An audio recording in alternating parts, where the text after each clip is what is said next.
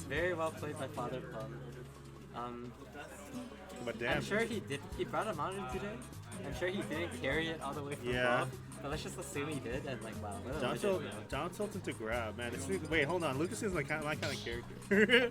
Lucas does seem like your kind of character. Dude. You should consider it. You should consider it. Confirms out of down tilt. That's my stuff. You should play Inkling. Wait a second. Kidding, it doesn't work. Inkling can't kill. So we have TM06. You got MLP TM06. MLP TM06. Sorry. So obviously, like, TM06 is not a huge fan of cheering. It's just the truth.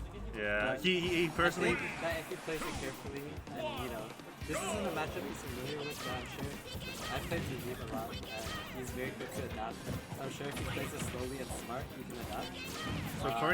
So from what I've seen, Najib has quite a bit of trouble with Ness, so I'm curious to see if that translates over to Lucas.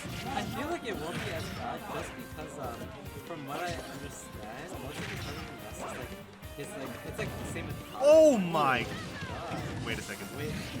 When that offside intersection was wild. So that was the Ivysaur Dorf coming in that made the sweet spot a lot smaller in his down air. If that was pre-patch, he would have exploded. So just by those things, I think like a lot of the troubles he had were the mod spots, were those multi-hits. But Lucas is much more similar, and like it's easier to catch his areas there in Ness. That's fair. So hopefully that does help him out. And another big thing with Ness was just like the yo-yo, right? The yo-yo edge guy like really like screws up his tempo. Oh, that's really unfortunate. Plum falls out of the out of shield. But we do see TM06 with the right now. Maybe if he had gone for and that So a little bit of trivia for you guys. That is the most powerful up smash in the game. Is it? Yeah, because it's so punishable if you don't hit it, but it will kill you at 60. I'm not surprised. Oh, but it's a tipper F tilt. Was that even a sweet spot? That was tipper. So how you can tell if Charizard hits a tipper is if the person's on fire when they get hit, because that means the tail hit, the tip of the tail hit. So he's switching up Sword relatively early too. I'm assuming he thinks it's not that great. Yeah. I don't know. Maybe because I'm still new to PT. I personally think Swirl is the best out of the three, but I can understand why he doesn't like. Ooh, gets called out by the dash. Tries to catch him with the tipper F tilt again. Okay, gets a fair. Probably was looking for a jab or a grab follow up there, but good awareness by Plum to respond with the aerial. Okay, it's actually really hard to 2-frame Charizard. His super armor on his up B really helps. Gets a tipper. Gets the tipper again. Oh, he predicted the low recovery option, but FatherPlum going high. Oh, F smash will not kill yet. Charizard's heavy. Oh, try. Oh, I mean, you can't really. So fun fact, that actually that kills. But that Flare Blitz is actually pretty impossible to punish for some characters. Ness obviously has Ness and Lucas have their PK fires, but it's typically really hard to punish because he can go from one side of the stage to the other. But he hits him. Okay. So I get the feel. Crosses him up and now smashes him. Okay. Nice back throw. Recovers his recovery with a PK fire. A good ledge trap to get him back off stage. And deletes his stock. So I can kind of see why he was considering this. His playstyle, Falcon's playstyle for Lucas is like very aerial and very spacey. Yeah. And like the thing with Lucas is that like his jump, his like his initial burst speed with like moving with his jump hops is very high. That's true. So you kind of can't what's going on. Generally speaking, Squirtle just has trouble against like. So what I've been noticing is that, and I didn't know this, is a good thing to know for all you PT hopefuls. After Ivysaur does any aerial, it just looks like he can just follow it up with an immediate up air. And if you're in his vicinity, you're going to get hit by it. But he's in another offstage situation here. And that forward smash catches rolls, catches neutral get up. Sometimes can catch jump get up if you time it correctly. I wasn't even sure that hit. Oh yeah, no. As soon as I saw that FatherPlum didn't go for an aerial option, I knew he was dead. Like Najib spaces that correctly every time. and it's like actually, it's really hard to get out of. Unless he mistimes it, then it's gonna hit 100%. And the problem is, if you roll, you're gonna get hit by the strong edge. Exactly. Alright, going into game 2, MLP TM06 with a 1-0 lead. Very close first game. Just got caught at the ledge, and against Ivysaur, actually against all of PT's Pokemon, kept being caught at the ledge is a kind of rough time. This is a Pokemon League. Very interesting. So Kalos Pokemon League has wider blast zones, taller blast zones. Blast zone at the bottom is a little more generous, so potentially he can live longer versus Ivysaur's spikes if he doesn't get sweet spotted. And of course, there's no platforms except the side ones, which means he has another avenue of mixing up his recovery by landing those platforms. And also, the stage is just really wide, so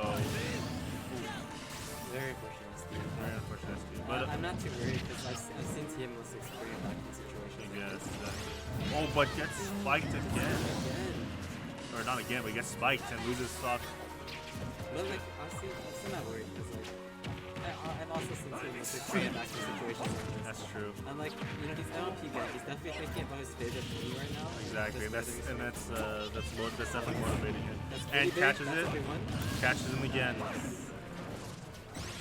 So not exactly evening up the stocks, but bring the action right there. Exactly. He was able to like stabilize the game, bring a little bit of momentum back to his side. He's still behind in percentage and stock, but now nice call out on that one. Okay. Bullet Seed.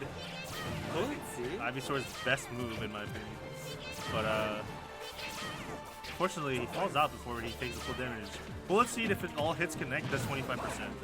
It's actually 25%. It's actually pretty nuts. That's why I still have to Yeah. Oh, back there. Do you think it was a DI issue? I think it was. I mean, there was no flash, so I'm assuming it was. I think he was expecting a down throw or a up throw into a conversion, and that's why he started DIing out. But that's actually a really like good mix-up for any character. When you grab them at the ledge, if your F throw or back throw like kills, but also your up throw sets up into stuff, you can actually technically trick your opponent to like bad DI. It's a sad loss. But he did lose 2 early stocks very quickly. Yeah. And the game, if those stocks weren't lost, would have seemed like in his favor. Yeah. So I wouldn't be too sure about that. Yeah. And like, I'm not sure, but like Najib is definitely taking most of the gather strength. So hopefully with that, like he's, you know. Kalos is definitely, in my opinion, one of PT's not kind of bad stages. In my opinion, Kalos and Town and City are his 2 like worst stages, just because PT loves small stages because he loves not giving your opponent room to breathe. And I think it makes sense for FatherPlum because like from what I've seen at least, like it doesn't really seem like Lucas benefits too much out of like platforms in general. Exactly. Like there's not like really like any like big combos. At least that's what it's not utilizing. Exactly. It's not like more so single. It's not like Ness who can up air chain you from catches the neutral get up with that, but good recovery with Vine Whip. Stabilizes with down throw nair, nice. I feel like he could have up throwed. Up throw up air would do more damage. Down throw nair could actually potentially lead to more combos if the opponent is text in place. So I think maybe he was trying to look for that. It's all just downloading information. Okay, tries to call out with the drop down of Vine Whip back onto the ledge. Unsuccessful. Oh, but gets hit. And that's a regrab, yeah. Okay, Charizard. Ooh, okay, he tried to get the barrel. Yeah, he tried to attack cancel. Or he probably tried to blur it. Because TM06, famous person who doesn't like attack canceling. But anyway, you were saying. Oh, dash attack. Yeah, how did he turn around? I appreciate infinite attack the other direction. And he just got that. He just got like knocked out like almost immediately. Oh, I'm wondering if he could have done an F tilt there. Maybe. Like, not by. Oh, and another one. Just mistaking that slightly. Very unfortunate. But we do see FatherPlum having a huge stock lead right now. Very similar scenario to last game. Let's see if he can take it back here. He's had 3 games worth of download, and he gets it soft. 35%. It is still very winnable. We'll have to see. We'll have to see what kind of tricks out of the bag that TM06 can pull with this IBC. Right now, it's just a spacing battle, throwing PK fires and razor leaps at each other. This is really tough because it's like, you almost like his playstyle forces you to approach. Yeah, Really exactly. forces you. These are players that like I've been like camped against, and like seeing them trying to approach is just really strange. Exactly. But I guess Lucas has that like strength that like his cycle comes on relatively quickly, and he's also very Exactly. so he has that like, the drift speed needed to be able to camp out characters. Basically, well, like I alluded to before with the DDK set, FatherPlum plays essentially.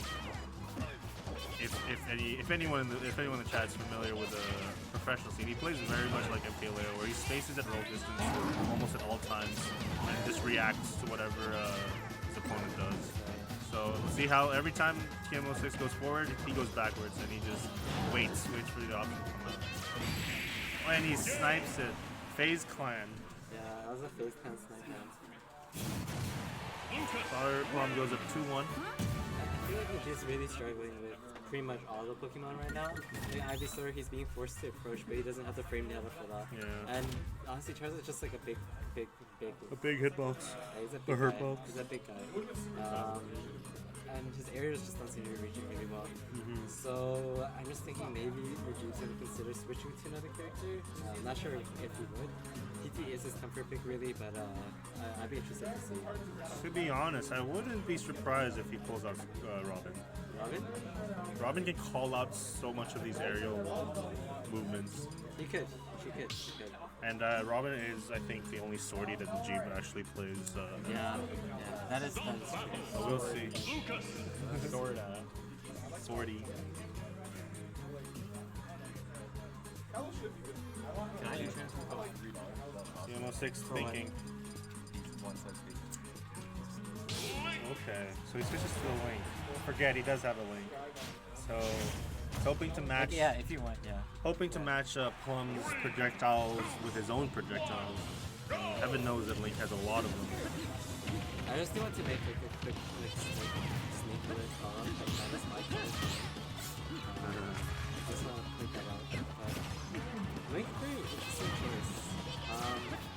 The only thing, this is the part that's bad. Yeah. Yep. I feel like Link's right now is just a bit too slow to compete with. Like again, like that speed on Lucas is and like the easy like spacing on the CPs, like I just don't know if that was a good to compete. Ooh. Catches the roll. Okay, so Link snaps to ledge, so at least it's kind of hard for him to get 2-framed by that down smash. that is a big thing. But I think the key thing that's good about Link is his Nair can actually cancel out PK Fire. Or the Giga Gun, Yeah, well both or actually. both, yeah. Like Link's sex is pretty good. It's actually very interesting. We just saw him off stage. They tried to use the boomerang to cancel the PK Thunder, but it didn't work. Yeah, it didn't work out. The PK Thunder flew through, and I don't think that's because it's multi-player or... So how Ness's PK Thunder works, it's really weird. It doesn't clank, it doesn't act like a projectile with a and hits him with a stage spike. It doesn't act like the normal projectile. Basically when he was playing DDK and DDK tried to reflect it, it kind of disappeared. So how that works is essentially when Ness's up B's initial hits happen, they aren't registered as necessary projectiles. They're kind of just like hitbox, like floating hitboxes until the last hit of it. Then that's like the actual projectile. That's why like it's kind of yeah. Unlike most projectiles, it just goes through. Like it's kind of like auto reticle. Good value.